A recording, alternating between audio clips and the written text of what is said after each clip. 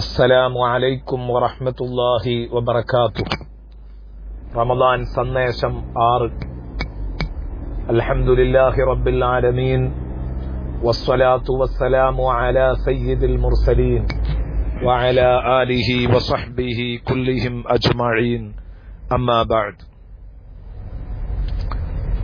ബിസ്മില്ലാഹിർ റഹ്മാനിർ റഹീം. ومن كان مريضا أو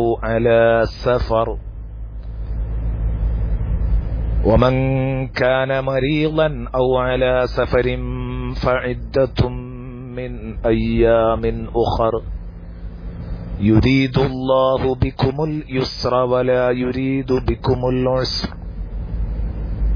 ولتكملوا العدة ولتكبروا الله على ما هداكم ولعلكم تشكرون. صدق الله مولانا العظيم. പ്രിയപ്പെട്ട കൂട്ടുകാരെ, വിശുദ്ധ ഖുർആനിലെ നോമ്പിന്റെ മാസത്തെ പരാമർശിക്കുന്ന ഷഹ്റു റമദാൻ എന്ന് പറഞ്ഞു തുടങ്ങുന്ന ആയത്താണ് കഴിഞ്ഞ 5 ഭാഗങ്ങളിലൂടെ നാം ചർച്ച ചെയ്തത്. അതിൽ വമൻ കാന മരീളൻ ഔ അലാ സഫർ ഫഇദ്ദത്തും മിൻ അയ്യാമിൻ ഉഖർ എന്ന ഭാഗം ഇന്നലെ ചർച്ച ചെയ്തു. അതായത് രോഗവും യാത്രയും കാരണമായി ആർക്കെങ്കിലും എത്ര നോമ്പാണോ നഷ്ടപ്പെടുന്നത്, ആ നോമ്പുകൾ അത്രയും എണ്ണി ഖളാ വീട്ടിക്കൊള്ളണം.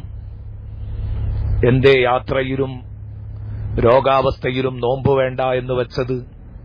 അപ്പോഴും നിങ്ങൾ എത്ര കഷ്ടപ്പെട്ടാലും ഞാൻ പറഞ്ഞത് നിങ്ങൾ കേട്ടോളണം എന്ന് റബ്ബിന് നമ്മോട് പറഞ്ഞ് നിർബന്ധിച്ചുകൂടായിരുന്നോ? അള്ളാഹു പറയുന്നു, യുരീദുല്ലാഹു ബിക്കുമുൽ യുസ്ര വലാ യുരീദു ബിക്കുമുൽ ഉസ്ര. അള്ളാഹു നിങ്ങളെ ഞെരുക്കണമെന്ന് കരുതുന്നില്ല. നിങ്ങൾക്കെല്ലാം ലളിതമാവണം, എളുപ്പമാവണം. ഇത്ര മാത്രമേ അള്ളാഹുവിന് ലക്ഷ്യമുള്ളൂ.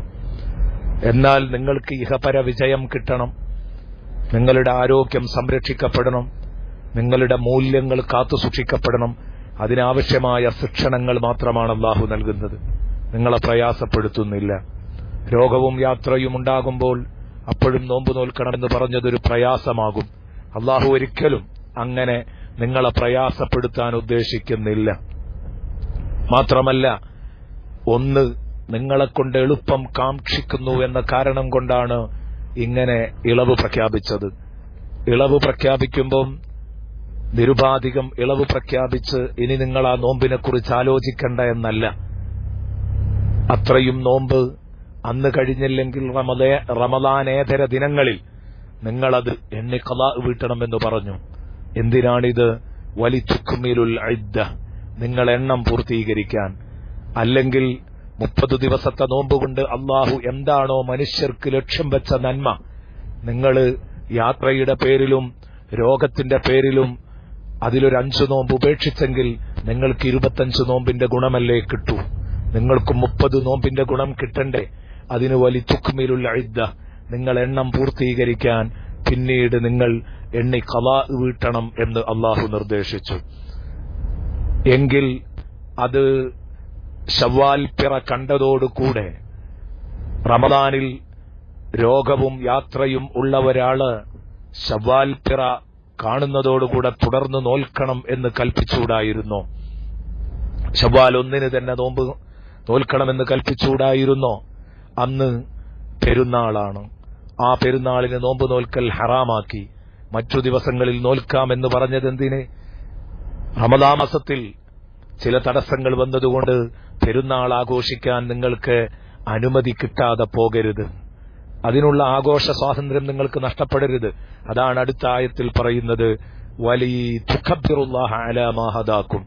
റമദാൻ മാസത്തിന്റെ ഗുണങ്ങൾ നിങ്ങളിലേക്ക് എത്തിച്ചു തന്നവൻ, നോമ്പിലേക്ക് നിങ്ങളെ ഹിദായത്താക്കിയവൻ, നോമ്പിന്റെ നന്മകളിലേക്ക് നിങ്ങൾക്ക് വഴി കാണിച്ചവൻ, നോമ്പും രോഗവും യാത്രയും ഉണ്ടാകുമ്പോൾ നിങ്ങൾ പ്രയാസപ്പെടേണ്ട എന്ന നിയമത്തിലേക്ക് നിങ്ങളെ മാർഗദർശനം ചെയ്തവൻ, അത് നിങ്ങൾ പിന്നീട് ഖളാ വീട്ടിയാൽ മതി എന്നൊക്കെ പറഞ്ഞ് നിങ്ങൾക്ക് മാർഗദർശനം നൽകിയ ആ റബ്ബ് നൽകിയ മാർഗദർശനങ്ങളുടെ പേരിൽ, ഗൈഡൻസിന്റെ പേരിൽ നിങ്ങൾ നിർബന്ധമായും അല്ലാഹു അക്ബർ വിളിക്കണം. അത് ശവ്വാൽ 1 തന്നെ വിളിക്കണം.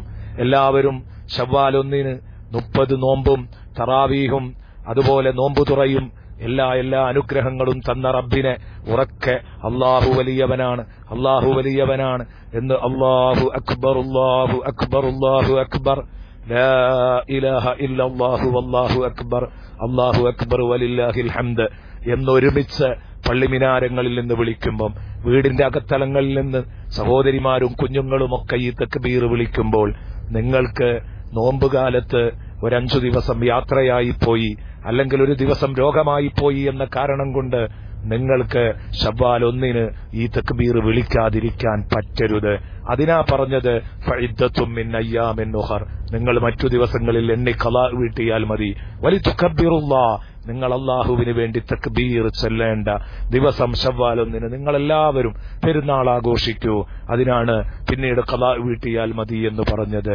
വലഅല്ലക്കും തഷ്കുറൂൻ, അങ്ങനെ നിങ്ങൾ അല്ലാഹുവിനോട് ഈ പറഞ്ഞ രൂപങ്ങളിലൊക്കെ നന്ദി കാണിക്കുന്നവരാവാൻ വേണ്ടി മാത്രമാണ് അല്ലാഹു തആല നിങ്ങൾക്ക് ഇങ്ങനെയുള്ള നിയമങ്ങളിൽ പ്രയാസപ്പെടുന്ന സമയങ്ങളിൽ ഇളവുകളുമൊക്കെ അനുവദിച്ചത്. എത്ര സുന്ദരമാണ് പ്രിയപ്പെട്ട കൂട്ടുകാരെ ഈ ആയത്തിന്റെ അവസാനം വലഅല്ലക്കും തഷ്കുറൂൻ എന്ന് പറഞ്ഞ ആ ശബ്ദം നമ്മുടെ മനസ്സിൽ പതിയണം. എന്നും അല്ലാഹുവിന് ശുക്ർ ചെയ്യുക, റമദാൻ തന്നതിനും റമദാനിന് ശേഷം തക്ബീർ ചൊല്ലി ആഘോഷിക്കാൻ പെരുന്നാൾ തന്നതിനും റമദാനിലെ പ്രയാസങ്ങളിൽ ഇളവ് അനുവദിച്ചതിനും ആ ഇളവിന് പരിഹാരങ്ങൾ നൽകിയതിനും ഇതിലൊക്കെ നിങ്ങൾ അല്ലാഹുവിന് തക്ബീർ വിളിക്കുകയും അല്ലാഹുവിന് നന്ദി പ്രകടിപ്പിക്കുകയും ചെയ്യണം. അതിനുവേണ്ടിയാണ് ഈ അവസരങ്ങളൊക്കെ ഒരുക്കി തന്നത്. എത്ര സുന്ദരമാണ് ഈ ആയത്ത്. നമുക്ക് നാളെ അടുത്ത ആയത്തിലേക്ക് നീങ്ങാം. അല്ലാഹുവേ, ഞങ്ങളുടെ റമദാൻ നീ ഖബൂലാക്കണേ അല്ലാ. ആമീൻ ബിറഹ്മതിക യാ അർഹമർ റഹീമീൻ. അസ്സലാമു അലൈക്കും വറഹ്മത്തുള്ളാഹി വബറകാതുഹു.